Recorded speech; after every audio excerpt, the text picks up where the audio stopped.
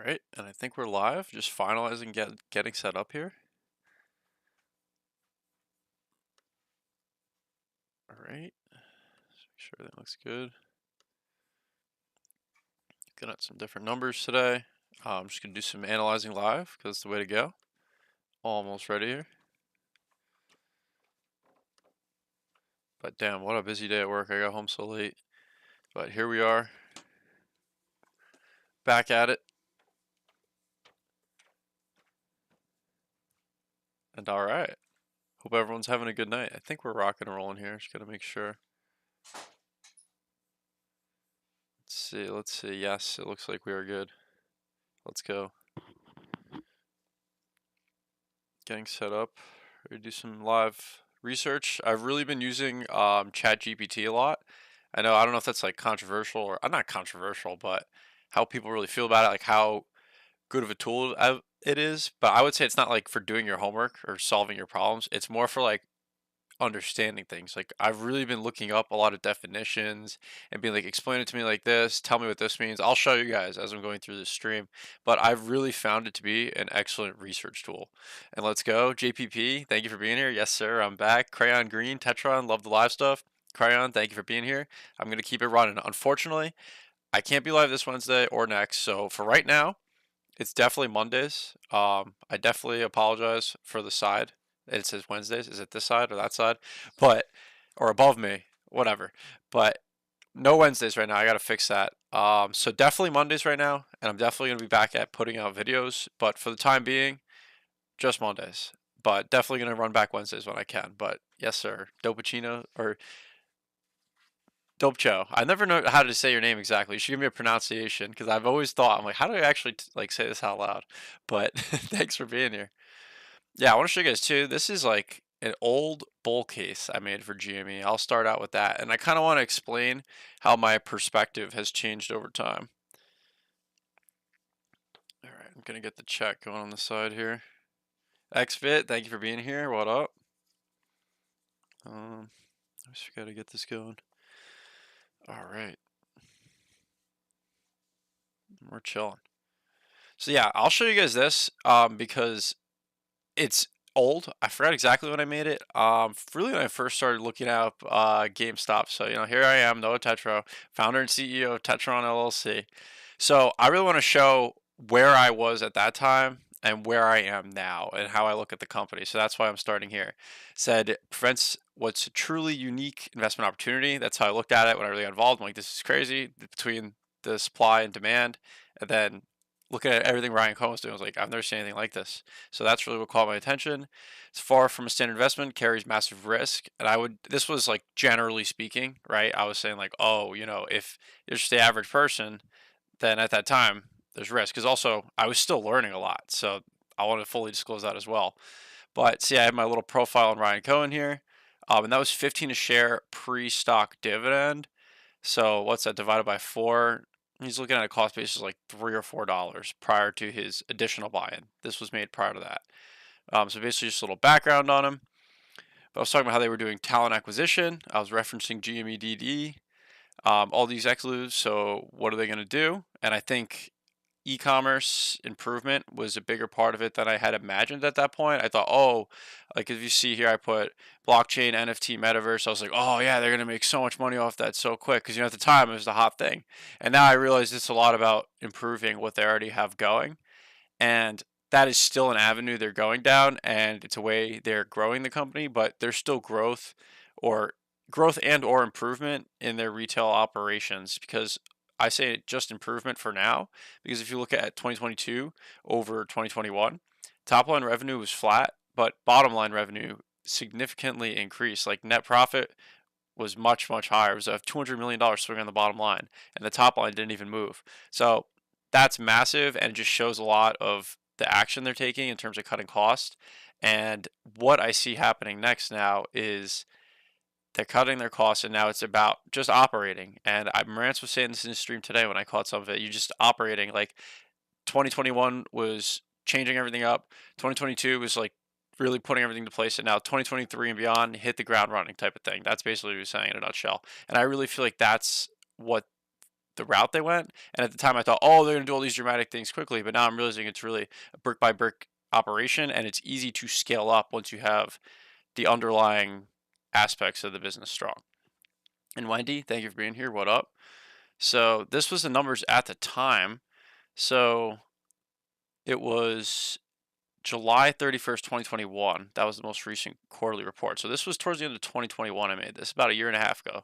So just about the start of Tetron, I was like, all right, let me just start making reports and stuff like I know what I'm doing. We'll just figure this out. But posted year-over-year revenue growth after several years of posting revenue declines. So this is prior to digital transformation efforts rolling out. So at the time I thought, oh, again, that's really going to drive things quickly. But again, it's taking time, and it was very hyped up at the time. Oh, NFTs, this and that. So I would say I definitely got caught up in the hype a little bit. But again, the potential's still there long term. But at that time, it was refreshing to see, okay, after straight declines of revenue year after year, now at least revenue is flat. Like they're finding a bottom in terms of just year over year revenue, right? Nothing major. But also, I'm having a hard time explaining this because I feel like I just think so differently now. That's why I feel like it's interesting looking back at this. So at the time, their long-term debt was 47.5. I think now it's even lower. At the time, they had more cash, but you have to keep in mind they were spending cash to make moves to adjust. And if you look at this here, you're like, oh, well, they used to have 1.72 billion in cash, but think about how many adjustments they made and how many different things they've put in place over these year and a half. How long is that? 18 months, over these past 18 months. So yeah, I'm just going to quickly go through this. This isn't even, I don't know why I envisioned this being more exciting to go back on, but, oh, so yeah, this, actually, I'm glad I went back because this is a very good slide here. GameStop to hire 500 employees at new customer care center in South Florida. So this customer care center has now been fully shut down, and that was as of the end of Q1, approximately. So basically, we'll really start to see the cost cutting from this place closing down in the quarters ahead. So that's just more trimming of the fat, more lowering of the cost, however you want to look at it. And at the time I was like, wow, 500, that's really good, customers first. But I don't think they're not putting customers first now. I think it's more of they found a better way to have these employees just be primarily online, just at the headquarters itself, places that already have offices. And I think in a remote world, they definitely put a lot of them online just to cut costs. So there we go. By phone, customer care center appears logical if the current business model will be complemented by an experience or digital transformation of some sort. I think they still have that, but I don't think you really need that much customer support because it's a lot of the community aspect and individuals creating together. So I was talking about the blockchain potential, just some random stuff. And at this time, I thought it was crypto in the form of a dividend. I'm sorry, dividend in the form of crypto, like NFT type of thing would be a thing. But I don't know, as time's gone on, and they've even said it in I think it was the annual report, maybe it was the quarter before that it would cost them a lot of money, and they kind of deemed that it wouldn't be the best route. And yes, it would theoretically create one of one shares, but ultimately what I've realized now is it's really about just driving forwards and delivering value to shareholders over time. So once you're really growing and going strong, you could buy back shares, you could issue dividends, you can make acquisitions, you can expand into another business other business operations of some sort that still relate to gaming, right? Who knows what they might do. So that's why I really don't think this isn't relevant anymore. I don't know. I'm not as big of a fan of the idea. The social sentiment and positive potential of the MOAS, mother of all short squeezes surrounding GameStop stock, is not a sole reason for investment, but enables an opportunity for massive upside upon success in the company's turnaround plan. So I think that's still relatively true today in the sense there's lots of individuals holders, and now we know about computer share, and lots of individuals choose to directly register their stock, and that's evidence of just a lot of individuals owning the stock. You really don't see a lot of companies like GameStop where so much of the ownership is just individuals like me or you. So, pretty crazy, but I'm gonna check chat. Hey, what's up, Fresh Maker? What up? Thank you for being here. Got to say hellos to everybody, of course. Just going through some old stuff right now. So, this is talking about some things, allegedly. So, truth is, nobody knows. Time will tell. I like to just say that, but allegedly. Tetron still firmly believes excellent long-term estimates because of its transition to blockchain to other emerging technologies relative to gaming. Once again, not financial advice. Presentation only consists of thoughts and opinions. The unofficial Tetron GME bull case from 2021. There you have it. So that leads me to where's my head at now? Like this is really what I've been doing lately. So when I'm going through things, and I want to understand it better, and I'm like, I don't know exactly what this means. This is what I do with ChatGPT. So at that time, I'm like, oh, let me make reports. But what I actually want to do now is kind of create guides or just material for myself to use as a research tool. Like, oh, what does this mean? I want to create a good definition for myself. And what I've started doing is creating a document with definitions reading a balance sheet. So if I just get to the balance sheet here, um, where are we at?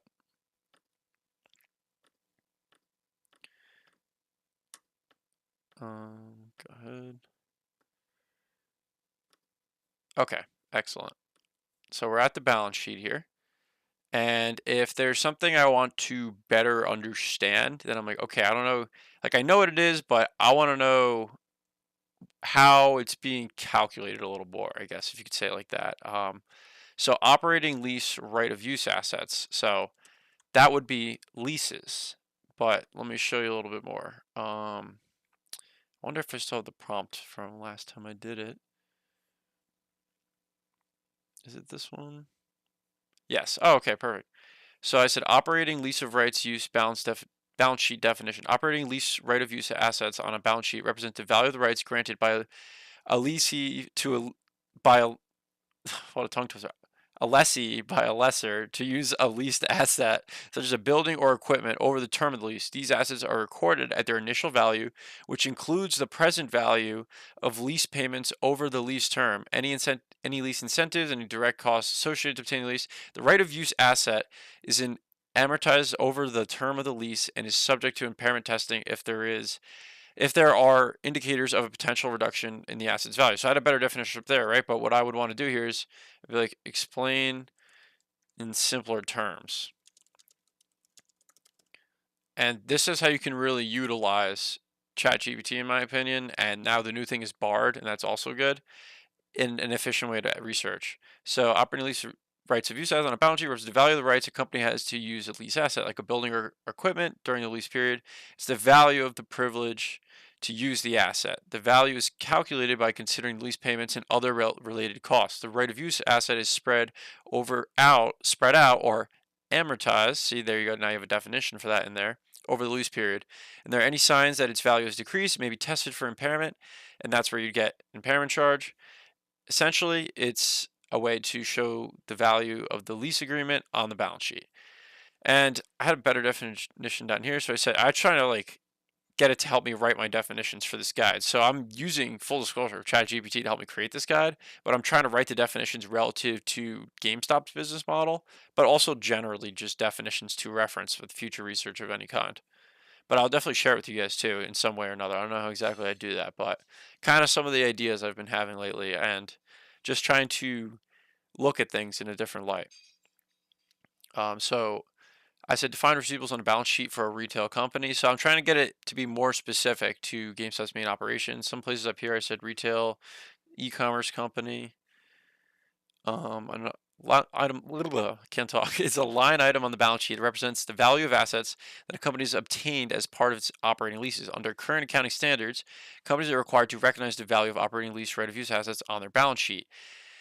An operating lease is an agreement in which a company rents property or equipment from another party or specified period of time. The operating lease of right use of asset represents the present value of the future lease payments that a company is obligated to make over the term of the lease. The company is required to amortize the asset over the term of the lease and recognize a corresponding liability for future lease payments.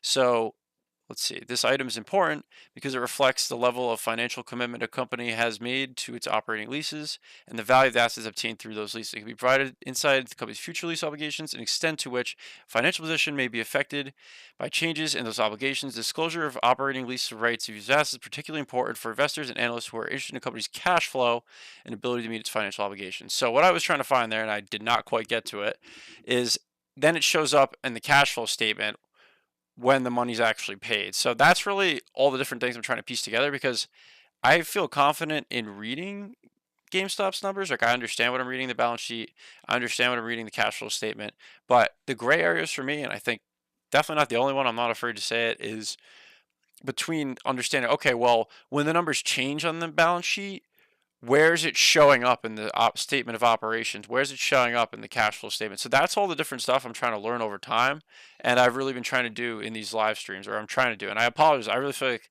I did not come in organized today, so I do apologize for that. I haven't streamed in a while. I was looking. I was like, damn, it has literally been almost a month, with the exception of the stream with Nathan. It's fucking crazy how fast time flies. But I also think because the online sales didn't start the way they would, that's why they closed the call center in Florida and the shipping center in Reno, Nevada again. Potentially, yeah, potentially fresh maker. But really, it's just been about keeping an eye on how everything adapts. And I would think something in their numbers, or there's a different way they're providing customer care, because I don't think they just stopped the phone calls, or yeah, maybe there wasn't as many sales as they expected initially, something along those lines. But I also think it's a matter of probably maybe not as many calls as they expected, things of that nature. Because I think a lot of people will message or email these days, or just kind of go in the store. I mean, not as many people go in the store. I guess that wouldn't really be true, but I am curious if they would mention that in any which way, or if we ever hear about any additional like customer care type of things. But there's definitely customer events going on, like the recent Zelda event, and I know there's more games coming out, so there's a lot of different things they can do with that. So that's definitely some things I'll be looking at. But yeah, let's look at some other numbers. Yo, yo, yo. What up, John Jarvinks? Thank you for being here. Appreciate you. But yeah, I'm really just trying to go through the numbers and think, all right, well, what can it be next quarter? Where are we going to see the change? So cost of sales, that went down a little. I think cost of sales generally stay the same, but I think SG&A is going to continue to come down.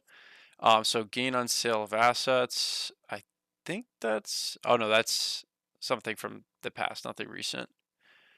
Net loss from continuing operations. So again, remember this is full year, but I'm really excited to look at 2023 upcoming.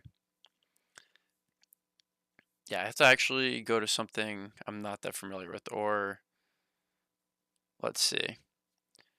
So cash received, this is what I was also looking at recently. I was trying to understand this better. And again, I'm trying to put this in this like type of guide thing I'm creating. I'm just figuring it out as I go. But cash received and interest income, since they have marketable securities now and their cash equivalents could be partially a money market fund or a very short-term note, something of that nature.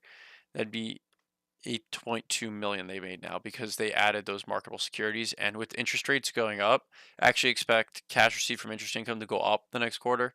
And they might even have more marketable securities if free cash flow is positive again, which I expect it to be.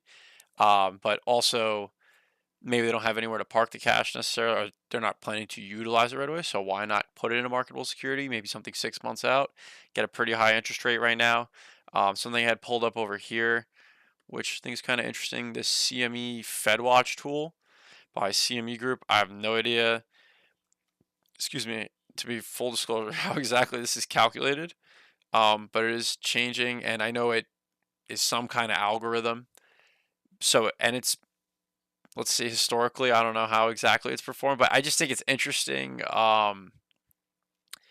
perspective of just general sentiment. And you can look at this in different ways. But my point is, and I just thought it was a cool tool because I actually have it pulled up because I want to look into how is this actually calculated. I don't want to just never know, but it's kind of pulled up for myself to remember that. But it seems like rates are going to kind of stay where they're at. So, in my opinion, it would make sense to go pretty big on marketable securities. You don't want to go crazy and go super long term, but if you're not going to use the cash necessarily in the next 6 months, or you don't really expect to, you can earn a lot of interest on 5.5%, whatever it is, for like a 6 month treasury bill. So that could be pretty efficient for the company. So I do wonder if we'll see a little bit more marketable securities. And then that would also cause cash received for interest income to theoretically go up. And then cash paid for interest, that would be for paying off a loan, maybe some other things. So I would have to check that. Cash received paid net, so 5.6. Paid for income taxes, so cash tax refunds received. So that's from overpayment of taxes, and that's also showing up on the balance sheet. That was something I was starting to understand the other day. And I know Marantz has talked about this as well. So deferred income taxes, no, not that. Where is it?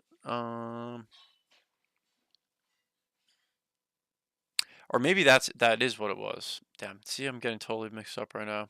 My bad, guys. Not organized today.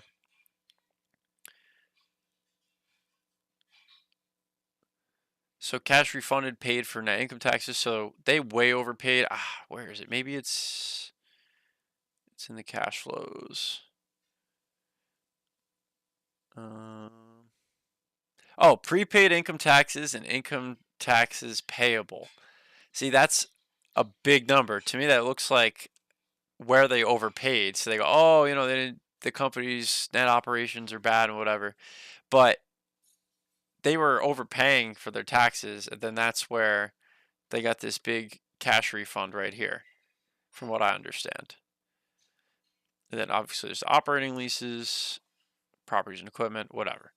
But next thing I want to show you guys, and again, I really apologize I didn't come in prepared because these fucking 10K is so intimidating. There's so many pages, so you really have to just dig through them and mark up exactly where you want to go. But if I needed like some clarification on of some kind, right? So I would copy this, and this is what I've been doing.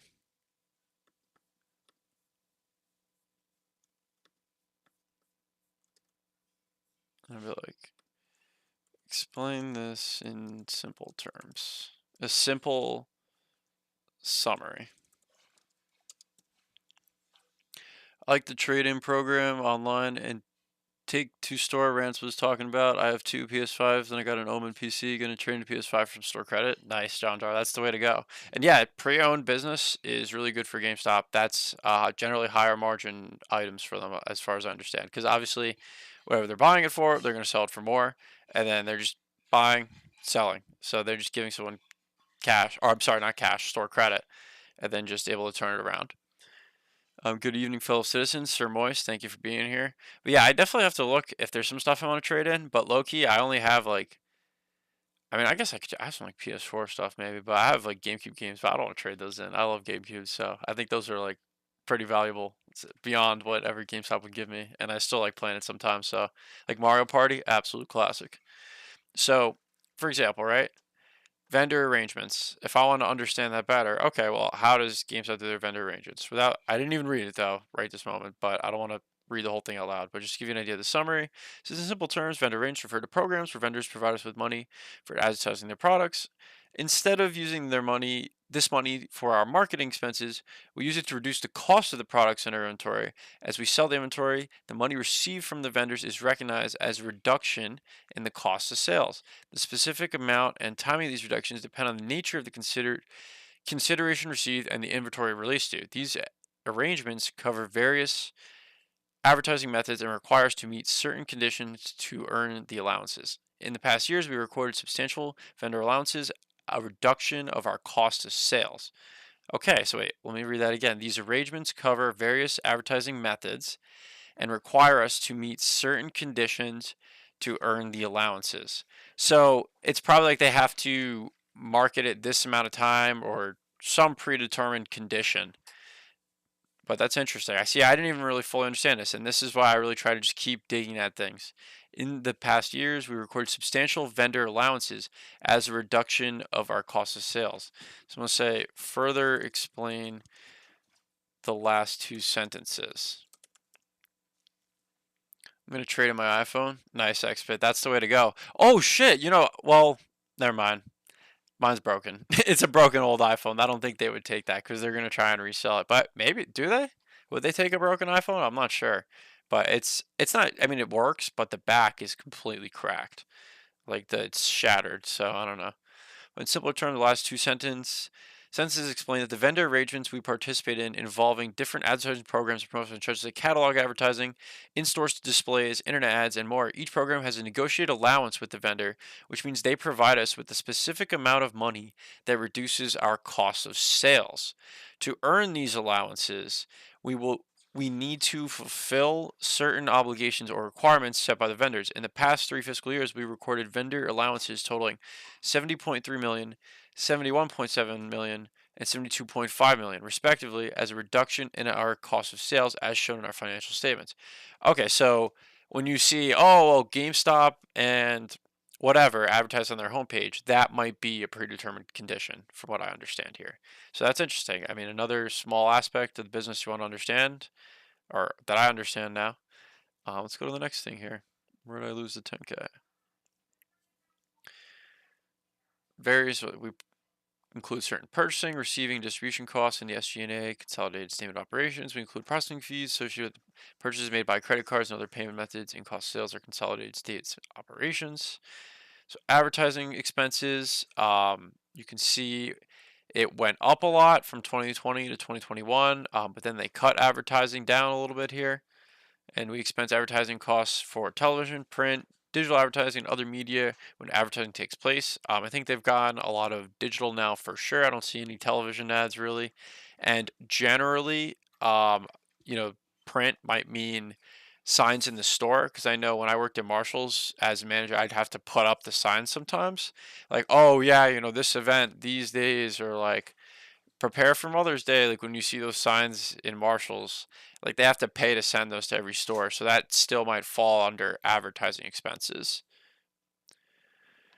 Then I'm going to trade my iPhone. I have an Xbox controller. Would Joy Drift fully take that? Joy-Con Drift?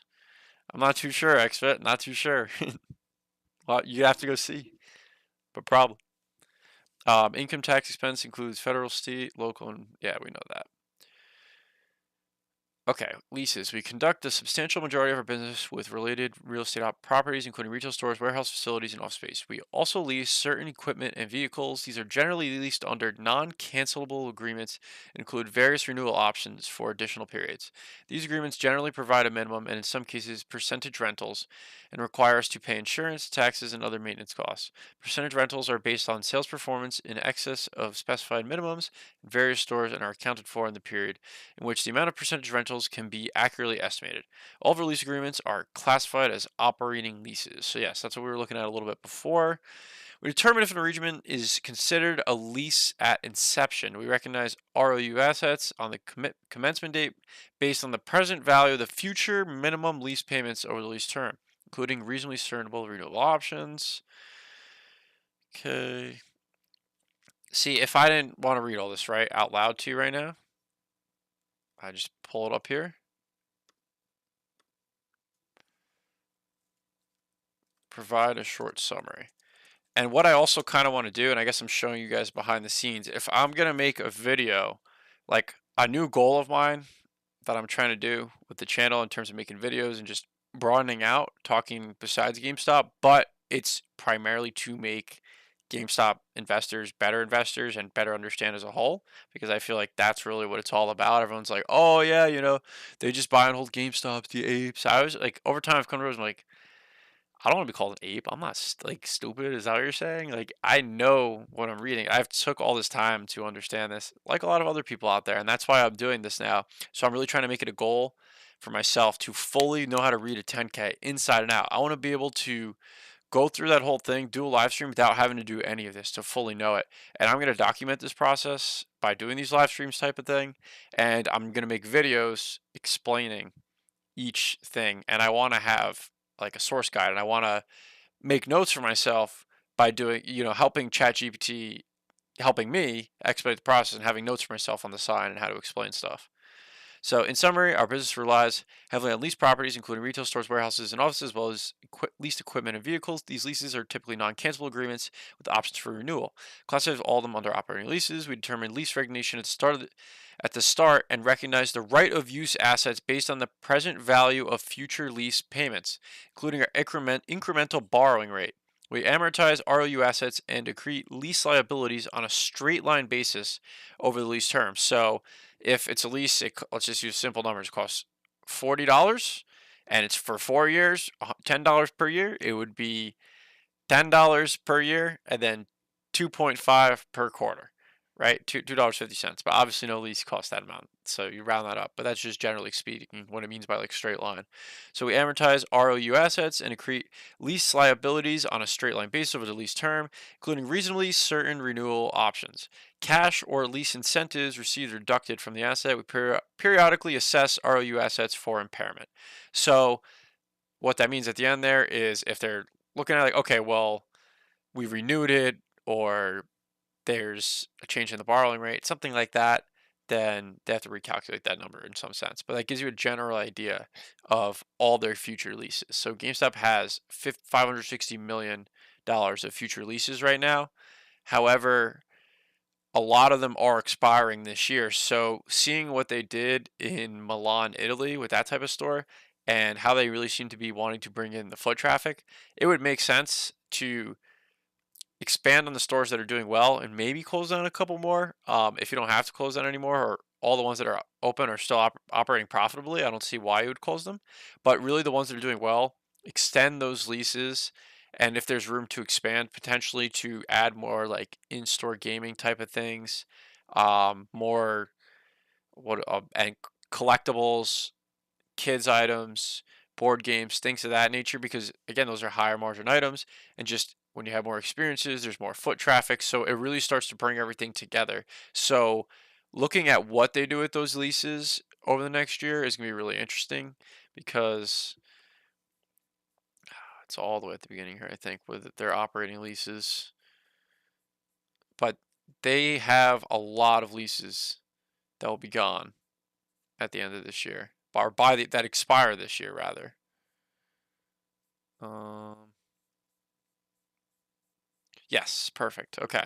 No, not exactly. Yes, here we go. I thought I had put this in percentages. Maybe I did it writing it down, but look how many leases are expiring this year. So they have a lot of decision making to make. They do have a lot of them locked up for a long time, right? For 2027 or later. And then a lot of them are also next year and the following year. So and that's that's pretty much all of them. But I do like that there's a good solid amount that are locked up. You don't have to really worry about it for quite a few years. But there's a lot of decision making in here, definitely throughout this year. And seeing their cost cutting efforts, I really think it's possible on the next earnings report they say we're closing a couple stores. But I don't think it'll be anything major.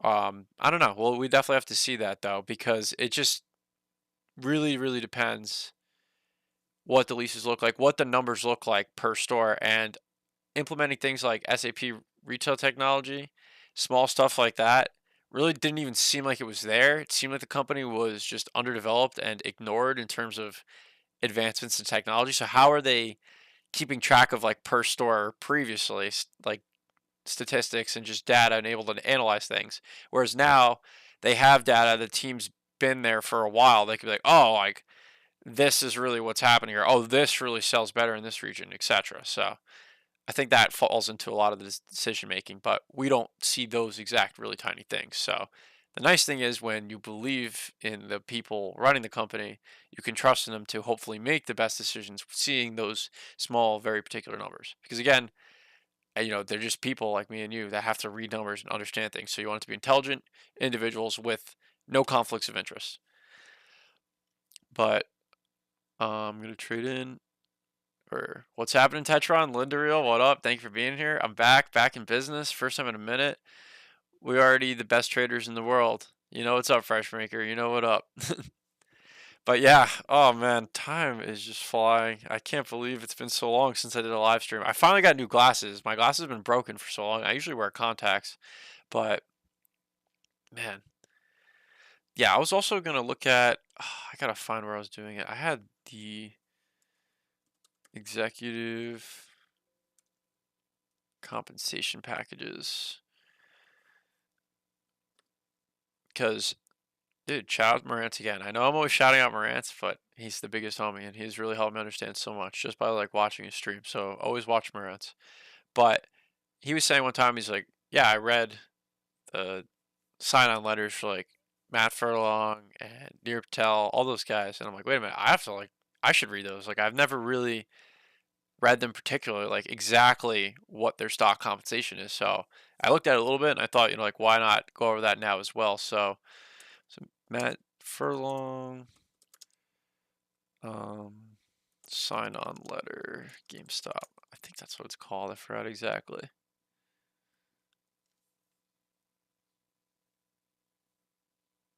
Oh, well, would you look at that? So I want to get it straight from the source. Thank you very much. Okay. Here it is. In connection.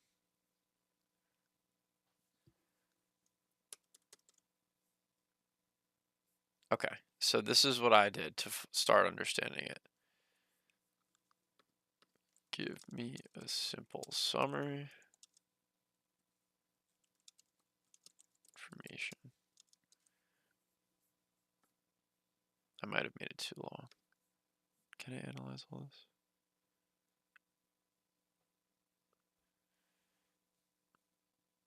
Okay, so agreement states he will receive an annual salary, 200,000, and is eligible for sign-on bonuses totaling 4.7 million paid in monthly installments. He's also entitled to a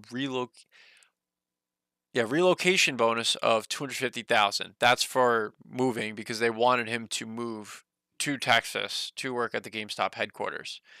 Additionally, he will receive a grant of restricted stock units or shares of the company's Class A common stock, subject to vesting over a period of time. If Mr. Furlong's employment is terminated without cause, he is entitled to severance benefits, including salary continuation, COBRA premiums, and unpaid sign-on bonuses, and the vesting of a portion of his qualities grant.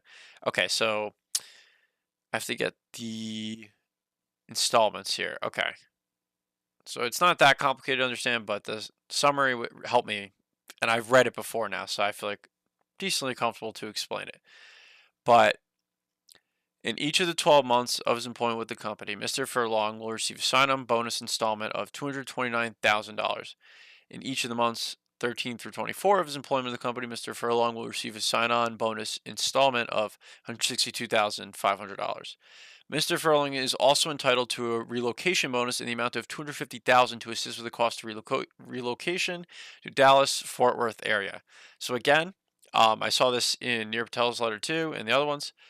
They want everybody to move and work there in the same office, and I really do feel like that's important because you just execute better when you're in person. It just it totally like I've worked online, I work in person, and in person there's just it's just different and the ideas just flow better, the energy flows better, call that like woo like hippy dippy or whatever, but it just things work better and companies I think just operate better the more individuals are in touch, the more I would say, I know that maybe like, oh well, Tetron, you just said the customer care employees should be online, or maybe a lot of them are online now.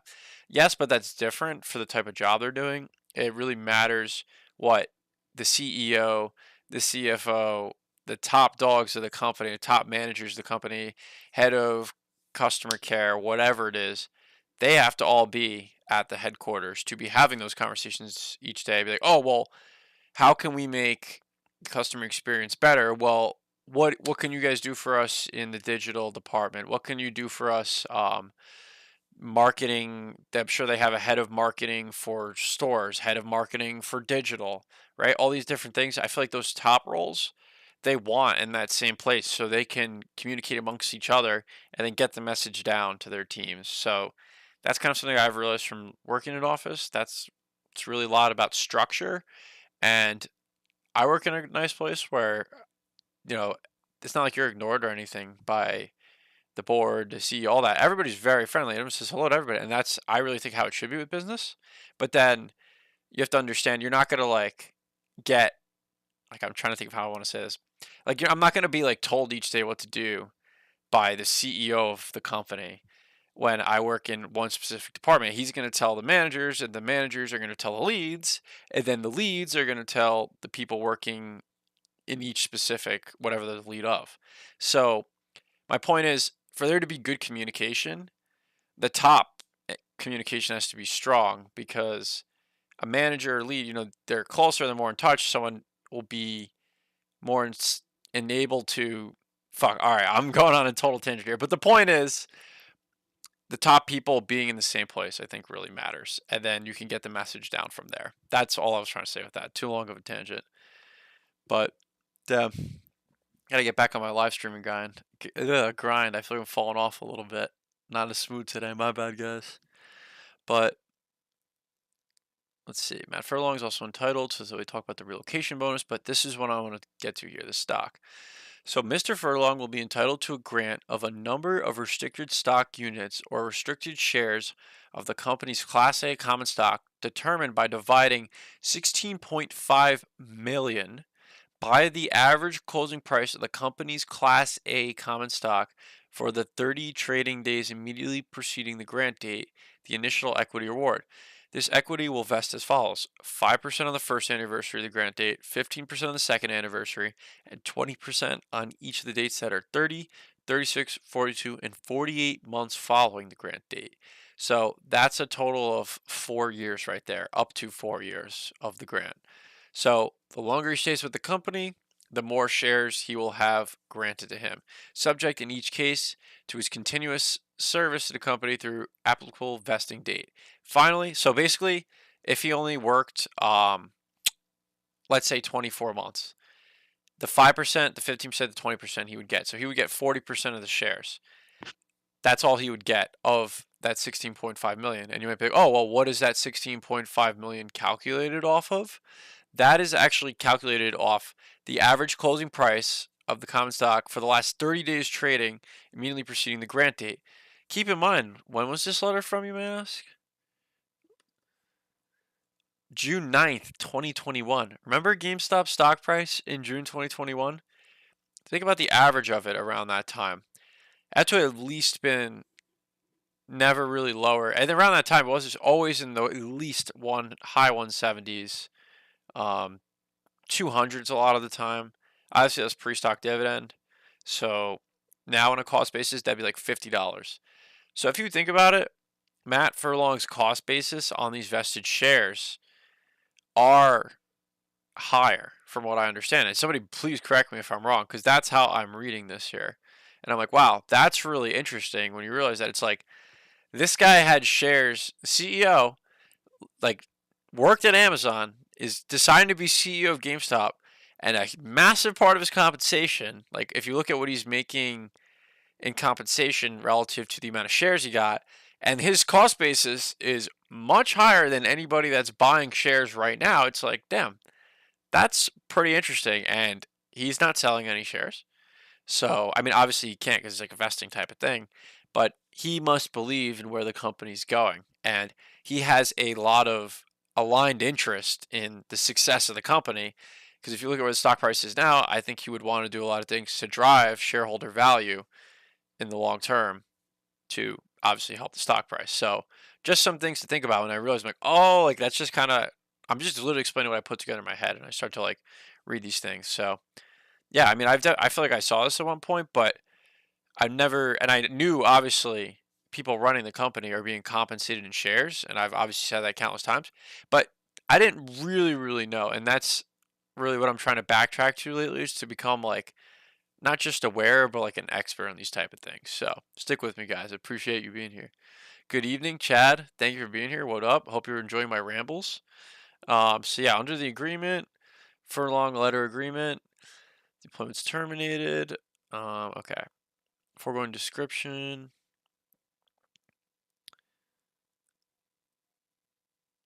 Let's see. Nope, that's pretty much it. Okay. But yeah, that's the main part of it right there.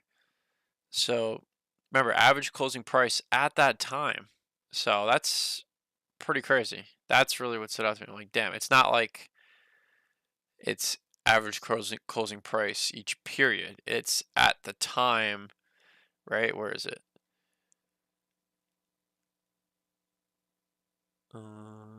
Totally lost it.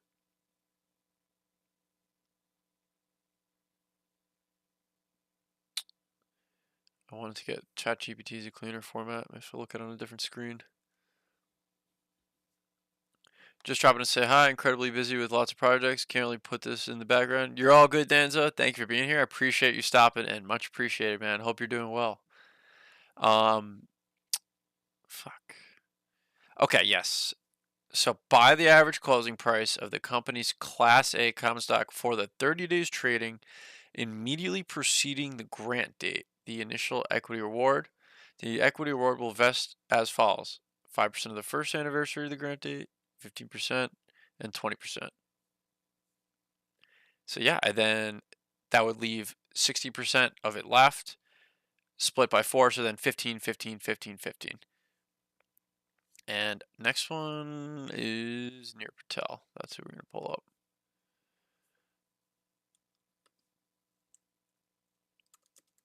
Or let's just pull up all the 8Ks and go one by one. SEC filings.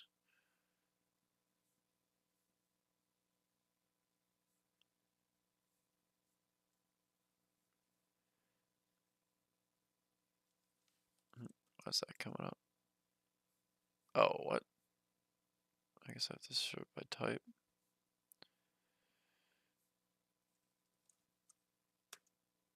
What? Okay.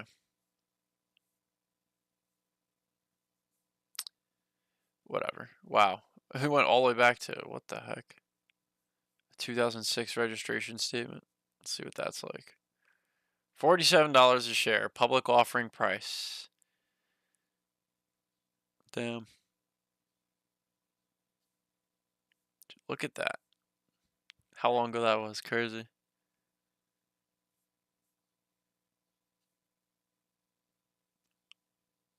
Leonard Riggio used to own a lot of it. UB Nevada. Damn. I've never looked at this. This is pretty cool. But, alright, that's not what I wanted to do. We'll go back to that.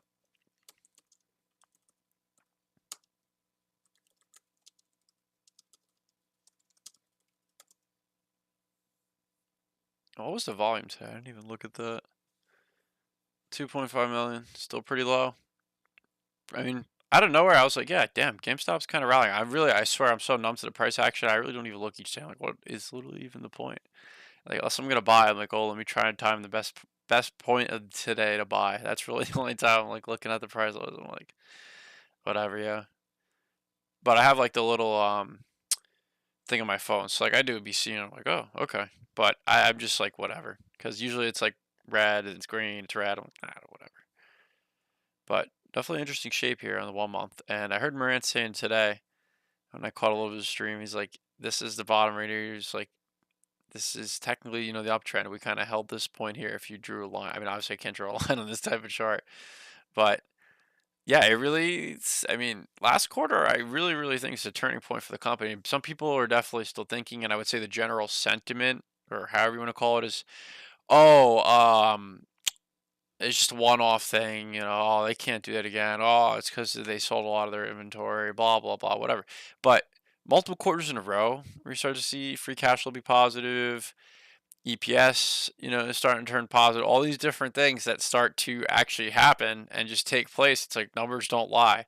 Everyone's been saying, oh, these GameStop people have been saying this, saying that, but numbers don't lie. And I really think 2023 numbers are not going to lie to anybody. They're going to be unapologetically nice. I don't know if that's the best way to put it, but I'm really curious of the next few quarters. It's really, really a turning point because where they're at now is the pivot point of taking those next steps. And obviously, anybody in at this point is in no hurry, but I would definitely think, obviously people always want to see progress. So I think progress is what we've seen already and we'll continue to see. So they've shown, okay, well, we're going to do this, this, and this. Or like very limitedly, they've said that. They've not been considered, oh, we're going to do this, we're going to do that, anything big and grand. But hey, here's this. Oh, okay, this is the next thing. And then if you really read the filing, like, this is where we're going with things. Like, very subtle messages, but anything they say, they've done. And Ryan Cohen's like, I put my money where my mouth is, buys more GME. Like, that was such a legendary day. I remember I was just chilling with some people, and I was like, yo, I have to make, like, a video real quick. You'll never believe this. Ryan Cohen just bought more shares. And obviously after Larry Chang's last buy, that was very like exciting, and everyone was thinking like, oh, like, is Ryan Cohen gonna buy shares? Is he next? Is he next? But why am I mixing it up? Let me see. GameStop executives. But really, I appreciate everyone being here tonight.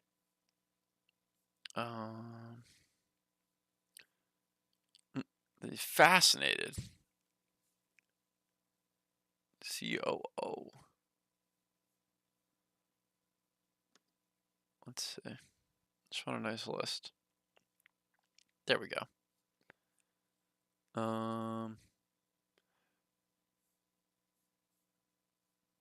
Who am I thinking? Oh, who is? I don't know. Whatever.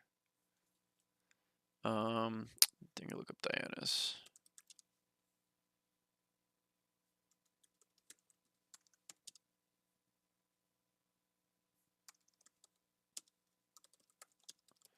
Station package. Or that's not what it is.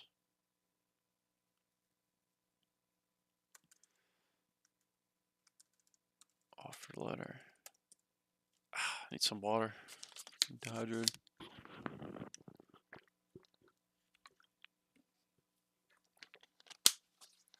I'm curious what hers was.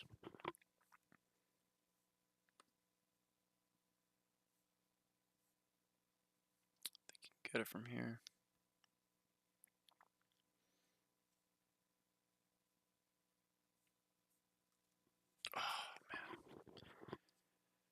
Damn, I'm so off today, guys. My bad.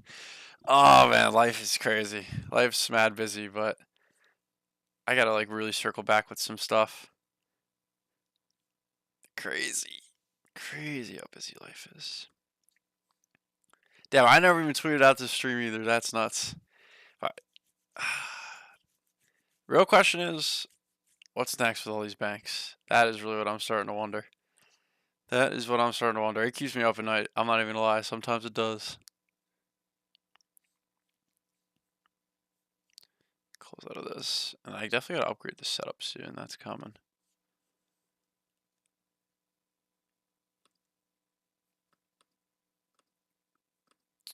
How'd I get here?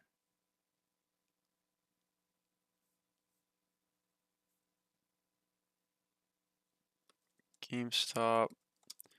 Sign on letters. Executive.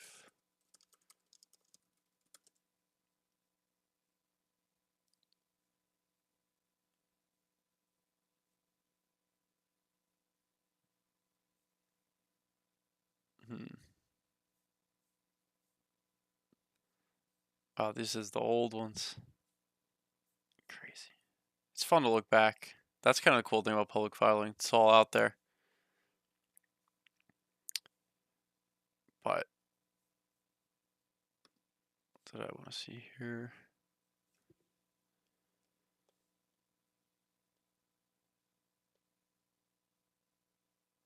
Oh, this was... Okay, yeah.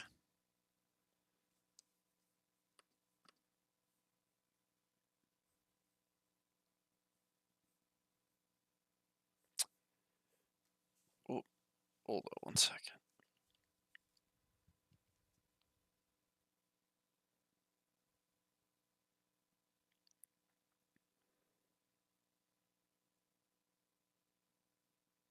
All right. But damn. I'm anxious for next earnings. That is for sure. I feel like there's so much time between earnings. It just feels like forever. And especially because GameStop's just quietly always chugging along. It's like you always want to hear more. But at the same time, you don't, because anything they say like will be used against them. And I just thought this article was funny here. I wanted to bring this up. Are bank stocks to do meme stocks? It's almost weird, like the things people say. And I like this headline right here. That's for sure. And I'm surprised to see the headline. It's always interesting how strangely whatever the sentiment is kind of is always like reverse put in these article titles, if that makes sense. Like there's always some kind of like mind game with it, if that makes sense. It's kind of crazy. And then this was weird. Wait for GameStop to hit 16, then buy. It never quite did. So I don't think anybody was actually listening to that. If anybody wanted to buy, they're probably just buying. Just believe in the company in the long term. That's where it's at. But yeah, it's just funny. I always wonder with these article titles, and I can't help but wonder what is the next GME, right? What is the next big play. Is this like Pepe coin gonna be pushed as the next big thing, or some baloney? I don't know. Like, what has this Pepe thing been doing? And hey, if you can trade Pepe and get in and out, good for you. I'm not saying like anything against you, but I'm not getting it personally. And I mean, anybody who's in GameStop knows Pepe is not an investment. It might just be a quick swing trade. So, Tetron, what's your opinion on the upcoming movie, Dumb Money? It's on GME Squeeze from January, but these producers no stories on over. LOL. Nick Offerman is playing Ken Griffin. Damn, what's up, movie air? Honestly, I think it's gonna be wildly inaccurate. Just the fact they keep making movies about it makes me think like, why do you feel so determined to tell this story and now put all these big actors in this one coming up? Right? Isn't even Seth Rogen in it, if I'm not mistaken? Like they got it. What's it called again? Dumb Money. I'm gonna look it up. But yeah, and you might be right, Xbit. It might be Blackberry.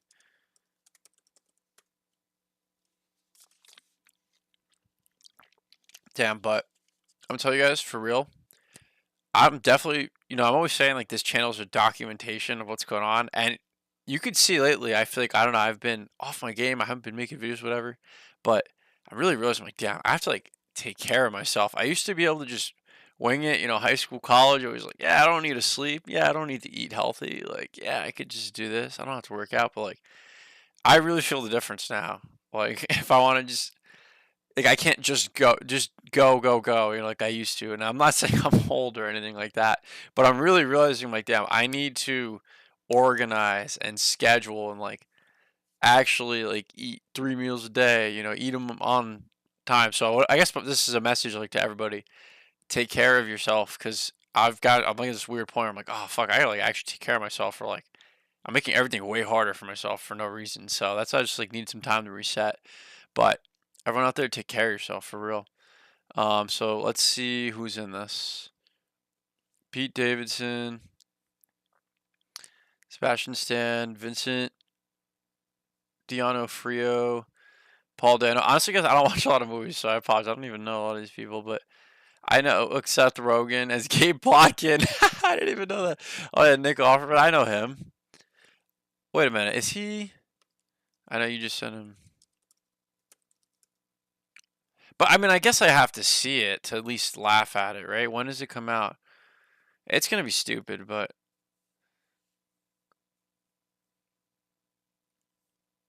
oh yeah, yeah, yeah, I've seen him. Ron Swanson, crazy. But like, why would they put all these people in this? Who's Pete Davidson gonna be? Is there a trailer for? I probably can't even show it, right? I'd get in trouble. It's Vlad as Keith Gill. Who's this guy? I don't even know. I wonder how Roaring Kitty feels about this.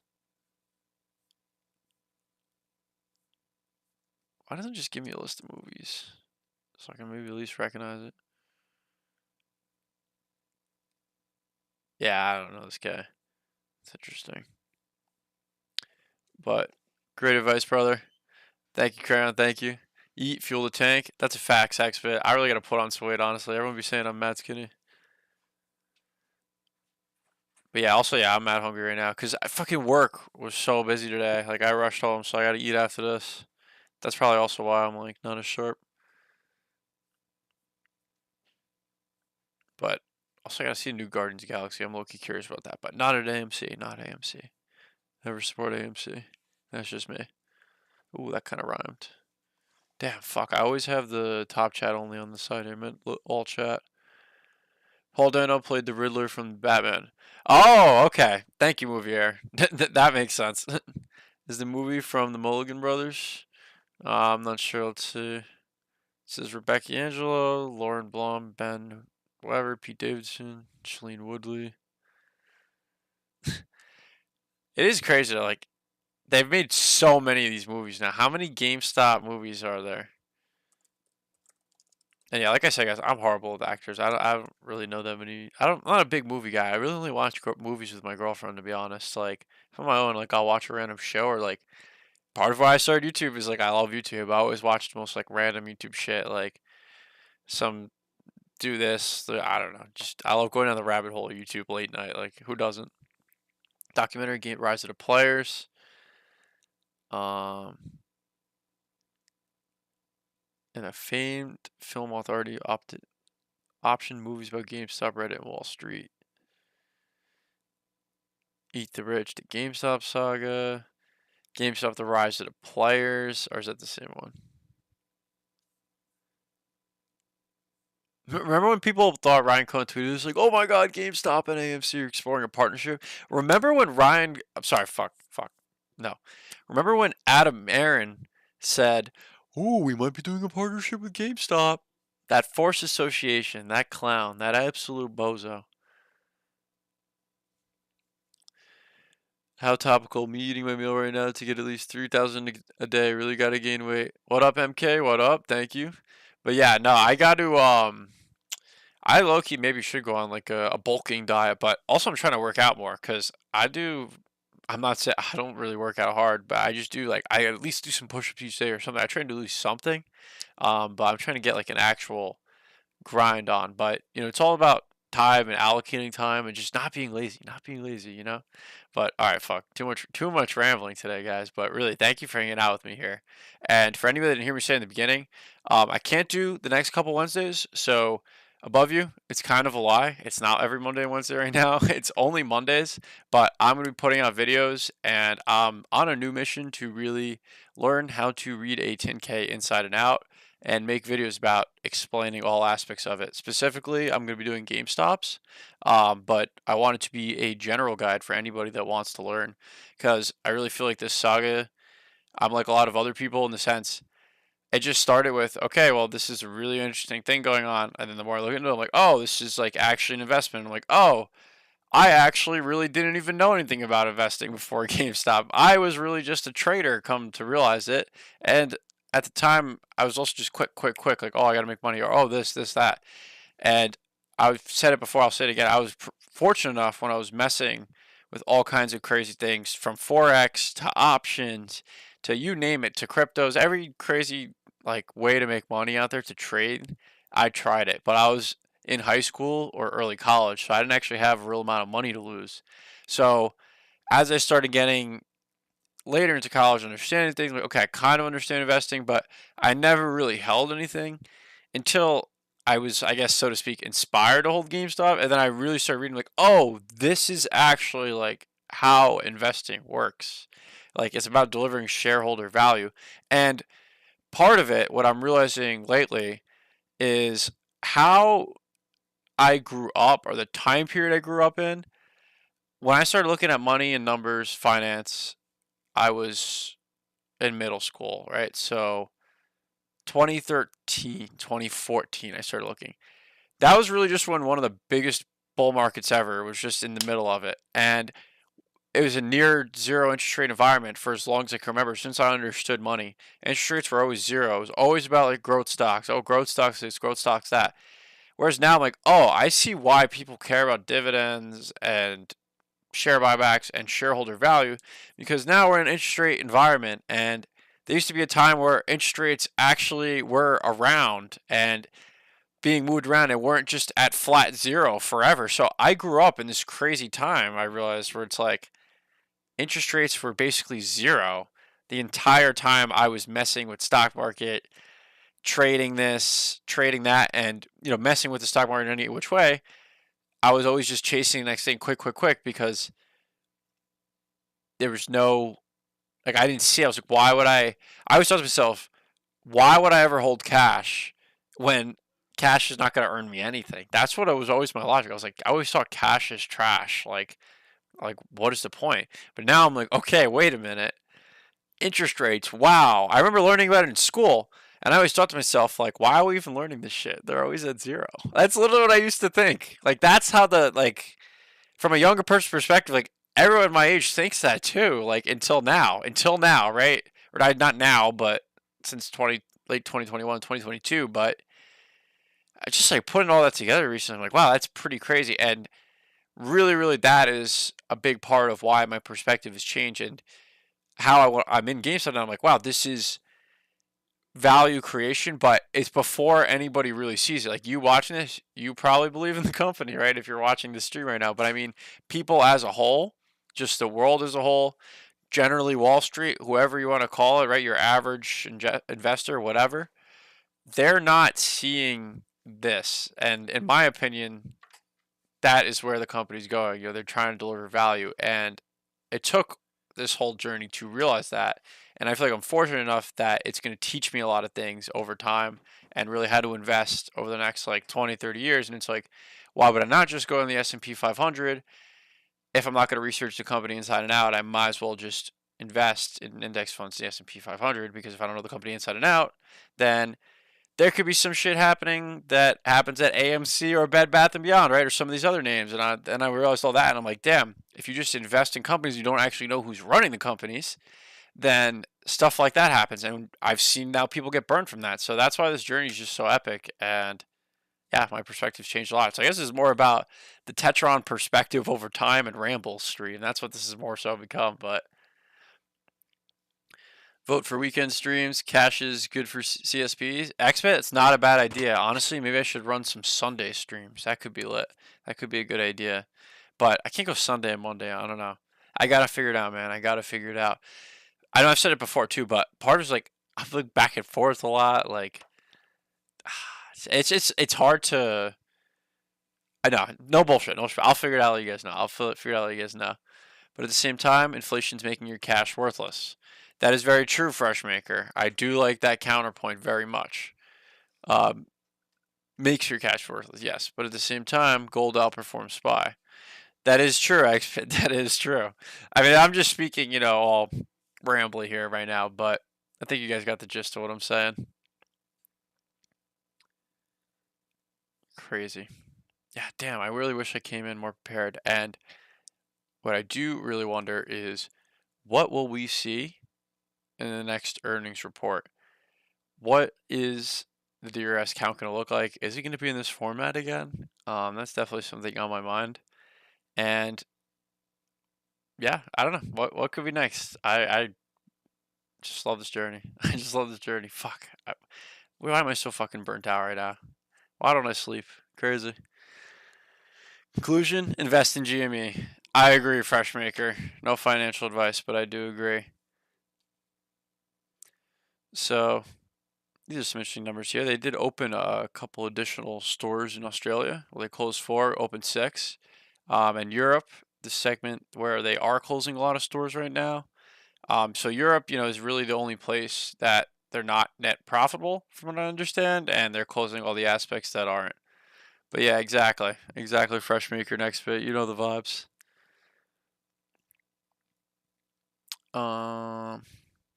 Yeah, gotta come in more organized next time. And definitely looking for collectibles to continue to rise. Again, said it before, say it again. That higher margin items and software. What is that? Net sales, yeah, went down. Hardware and accessories pretty flat. But I expect hardware and accessories to stay flat. Software can hopefully kind of stay flat. Really, the growth will mostly come from collectibles. But I do think hardware and accessories just a little bit growth as well, especially with more of these experience type of stores if they pop up. But yeah, damn, I feel like I had so much to say coming in. I was like, oh, this stream could go for hours, and now I'm just crazy. It was just such a crazy day at work. Like all this shit happened right at the end of the day. That's on my mind right now, and I'm like, damn, stuff I got to deal with tomorrow. But also to think, I didn't even know what a marketable security was. I was like, what's a marketable security on a balance sheet? Until recently, and my perspective changed. But I don't know if you guys have any ideas ever for things I should create in terms of a guide or like materials or ideas for researching. I'm always all ears. That is for sure. I'm always open to new ideas. But I gotta let's find some random material and just go from there. Some super stonk. Corrupt super stonk. Oh yeah, did anybody see this? Peruvian bull? The TD Yeah, I mean, it's so many glitches in a single stock, you know? It's all allegedly, allegedly, allegedly. But let's see. Studies showed the ban worked in at least one way. Shorting activity declined significantly for affected stocks. Importantly, these studies revealed that the premise for the ban, the short sales were more aggressive than sales made by those holding shares and wishing to dispose of them, was mistaken. They showed the short selling of financial shares was more intense in rising markets, not falling ones. Furthermore, the study found the ban was counterproductive as it led to severe degradation in market quality by increasing intra-stock price volatility, reducing market liquidity, and increasing bid-ask spreads and price impacts, reducing pricing efficiency and increasing trading costs. It led to a substitution of other instruments to gain short exposure, such as equity swaps or credit default swaps. The studies documented impaired arbitrage and hedging processes caused by the ban, leading some traders to unwind their positions, resulting in additional selling pressure on financial shares. Finally, many exchange traded funds that depended on short exposure halted the creation of new shares. The result was many ETFs trading at a premium to their net asset value since there were no new shares created to meet demand. Pretty crazy, and that's relative to the potential of a short selling ban on bank stocks. I'm gonna be honest, guys. I think it's gonna happen. I think if I don't want to say when, but allegedly when, um, another bank makes poor decisions or can't survive a rate hike if there's one, or whatever it may be, another bank run, however it plays out exactly, whatever triggers it, I don't know. I just think after another one or two of those type of events, if you look at Silicon Valley, Signature Bank, First Republic, all these, you just zoom out. Like, it happened in such a relatively short period of time, and again, the market's like, nothing happened. It's kind of crazy. So you have to think at some point there's gonna have to be moves made because the pressure will be on. So I would think it could happen. I don't know. Biggest crybabies to short entrepreneurs that existence. They run Uncle Sam when it happens to them. Yeah, see, Jamie Dimon's talking about it. I mean, this guy says stuff. It just kind of happens, right? I don't know. Swiss National Bank bought more GME. Oh, another glitch putting GME at 164 per share. Oh, they traded at 18,000 a few weeks ago. It's crazy. It is funny how it always just pops up. I mean, do you see these numbers for anywhere else? Like, oh, damn. That is pretty cool. I didn't see that. Pulte. What a guy. Can GME hit 1,000? I think so, honestly. I think so. But not tomorrow. It'll take some time.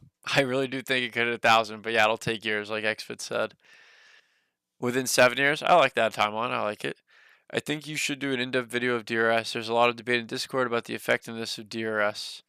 I don't like DRS that much. For the S&P, the stock must be highly liquid. DRS makes the stock highly unliquid. Yeah, that's the only thing as time goes on. Because, yeah, I will be. Yeah, you guys have definitely brought up some good points. I know Kyoto messaged me on Twitter one time, had a valid points that you'd kind of said XBit, and because I have shares in my IRA, those are my non-DRS, and everything in my name individually, I have directly registered.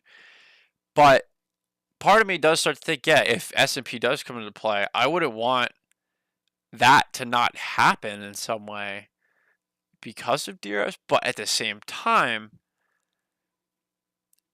as more and more shares get directly registered, if there is truly foul play, that window starts to close. And then if Ryan Cohen and other executives come in, you know what, we're just going to come buy more shares at the same time this window's closing, that's pretty fucking stressful. And what happens from there, the thing is truly nobody knows. I used to say, end result of MOAS is truly nobody knows what the end result is. So, or like what happens when there's just more registered shares than should exist, than accounted for. What starts to happen? What do the books do? What does the government say? Like, who knows, right? Who truly knows? I mean, look at the lengths that the lengths taken in January 2021. So that just makes me think anything's possible. Then I'm like, well, if the company's just going to deliver value anyway, I wouldn't want it to burn somebody, but I still want my shares directly registered to me because I also think, well, if they had the brokerage stop trading, I don't want to not be able to sell it, because it's not in my name truly. So it is truly a mind-boggling situation with the directly registering because just the fact that I learned, I'm like, wait, when I have a share in Fidelity, I don't truly have it in my name. Like that is just so mind-boggling to me that that's how the system works. And when I'm a non-ECAT custodian, like where I work, because it's mostly private assets. But whenever I call places, I always have to say like I'm non-ACAT because to them they're just like, yeah, it's all ACAT system because ACAT system is able to happen because ACAT system is a system of National Securities Clearing Corporation, which is an entity of the DTC. So DTC is represented by Seed & Co. So it's able to all happen through the ACAT system because they're all in the name of Seed & Co. They're just changing the name and brokerage like attached to it, whatever. So it's like, how does that the system? Like, and it makes sense when everything went electronic. How else would they have done it if you think about it? I thought, oh, well, it just changes from place to place and just gets accounted for. But then when you start to look at how it really works, it's like, at the end of the day, it's just fucking numbers on a screen, in a sense? Like, it's so nuts. It's so nuts, the whole thing. But, say GME will hit 1,000, but split adjusted it could. Yeah, I don't like the ears so much. I miss Roaring Kitty so much. Now, I think Fresh Baker, it will eventually, but it'll take some time. It'll take some time. Miss Roaring Kitty so much.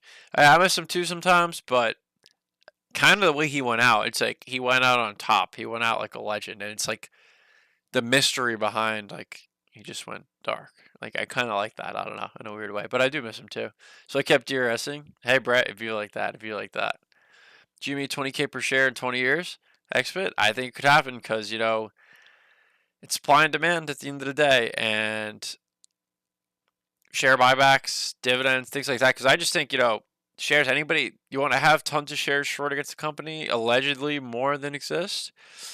That's going to really hurt if that company starts issuing lots of dividends, especially if those dividends rise over time and are more than your total cost basis. Because keep in mind, a lot of shorting that was happening with GameStop on a split adjusted basis would be around $5 or less. Excuse me. So if you're short, you're still very much underwater right now at $20. So, and even if you short at 40, you're still underwater. GameStop starts issuing $1 dividends per quarter. That fucking blows when your cost basis is at $10 for your short. So just things like that. A lot of different stuff to think about there. But I sold all my fractional shares. Most brokers don't sell real fractionals, just a swap. Own whole shares right now. My GME share price falling even though it had great earnings. Brett, yeah, no, honestly, that's the route I'm going to because if anything, I'm going to have the book and not the plan. And if they do dividends one day, I'll just take the money sent to me. And if I want to buy more shares with dividends, I could just buy it, de-rest again, or whatever I want to do at that moment in time. Why is GME's share price falling even though it had great earnings? Because the market does whatever the market does. That's like the simplest answer. But it's one of those things. Well, one, it stayed a little higher, so it's done a little bit better. Like a bug or something. But overall, the market's always just going to trade on sentiment, and the market is very reactionary. So you have to kind of get in before it observes the information, if that makes sense. So that's why when good news comes out, it'll pop. But at the same time, when nothing's happening, the market's irrational in a sense that it's just going to kind of keep trading. I mean, I always thought, right, going in, it's just based off supply and demand. It's whatever the sentiment is. But now we know there's all kinds of algorithms and just different things going on behind the scenes. So how the stock trades doesn't necessarily relate to how the company's performing. Because if you look at how the stock was trading in this period, right, it looked like it went way up and it was doing really well in here, so to speak. But the company is really just beginning its transformation here, and we're just seeing profitability starting to kick in down here. But that's where I feel like we kind of found that bottom because the market's kind of started pricing in right here that it's like, hey, yeah, this company is going to be profitable. So generally, like the market started kind of pricing that in, so to speak. And then also, directly registered shares, just making it less volume. So less volume makes the stock illiquid, meaning you'll see the stock price, like a lot of names like a Pepsi or an Apple will move by a cent or two at a time because there's just so many sell and buy orders at any given moment in time. Whereas GameStop, there might be an order at 21.62, 21.56, 21.42, 21.39, 21.28. Like it's all spread out. It might not just be 21.56, 21.55, 21.54, 21.53. It's going to be all spread out, the bid and ask, and that's going to make the price move very easily because there's not a lot of volume. But then if the company were to, let's say in the future, do a share buyback, it wouldn't take a lot of shares being bought back to move the price up significantly, theoretically. So stock price is not always necessarily connected to the performance of the company. But Teddy expansion, computer parts expansion, NFT expansion. That's the way to go, XFit. I think you're right. I really like those ideas. I really, really do. And I do want to make a video on this sooner. Like I'm kind of dabbling with it to see. I wanted to test it, with the whole book versus plan thing to see.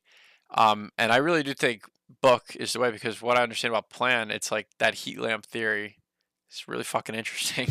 It makes a lot of sense because plan is like partial shares, and theoretically, the DTC can at any moment in time when the demand is there, they move the shares from computer shares representative, but they can't do that for book shares because they're directly booked in the name.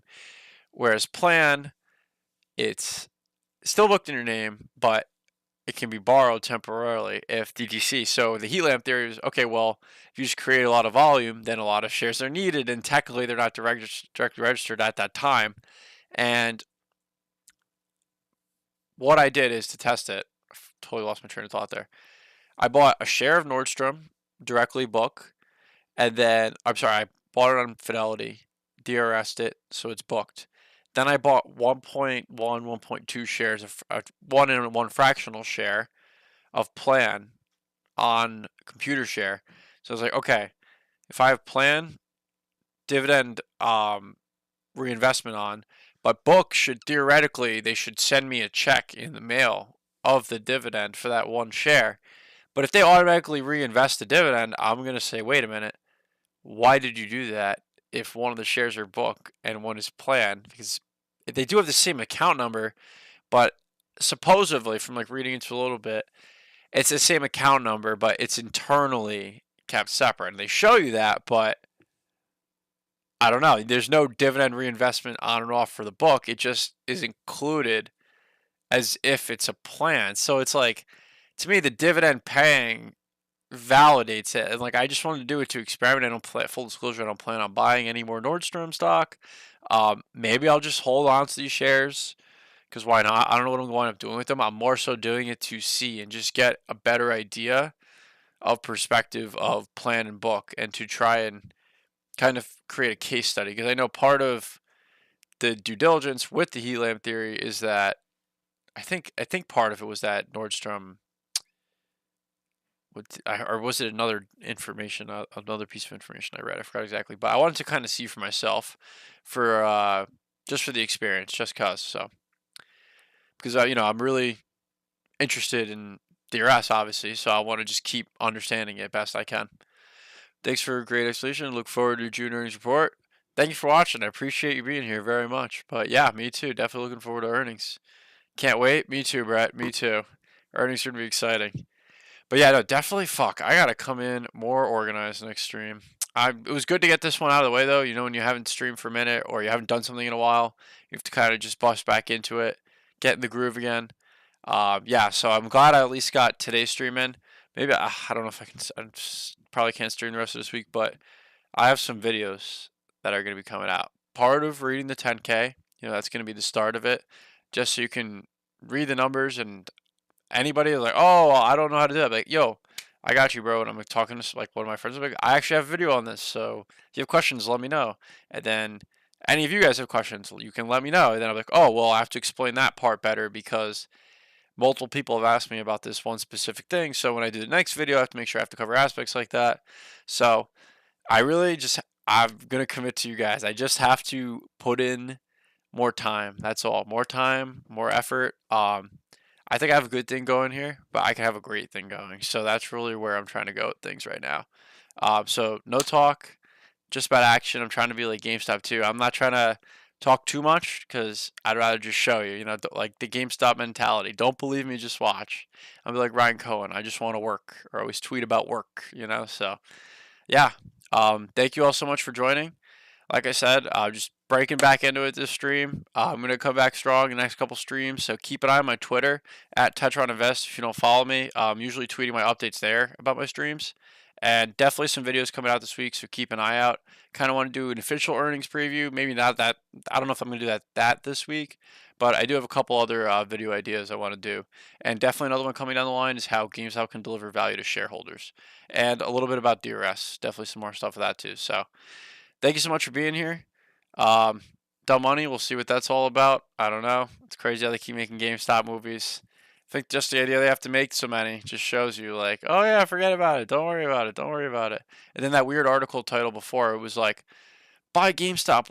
Wait for GameStop to go below 16, then buy. Like, when have you ever seen an article that specific? Um, where was it? That is so, have you ever seen an article that specific? Waiting for GameStop stock to hit 16, then buy. Some people don't take meme stocks seriously. However, it's worth watching, even possibly investing in. So weird. But thank you for the stream, Noah. See you guys hopefully soon. Yes, sir, Freshmaker. Thank you for being here. Appreciate you, man, very much. Xbit, thank you for being here. Brett, thank you for being here. But yeah, it's just about action, right? And in a weird way, I'm like, damn, I gotta align Tetron's beliefs with GameStop's beliefs. In the sense, gotta put in the work. Not too much talk, just action. But and look at these bozo analysts. They still have targets on this. It's funny. It was like Jeffrey's another bozo about it. But yeah, everyone have a good night out there. Take care.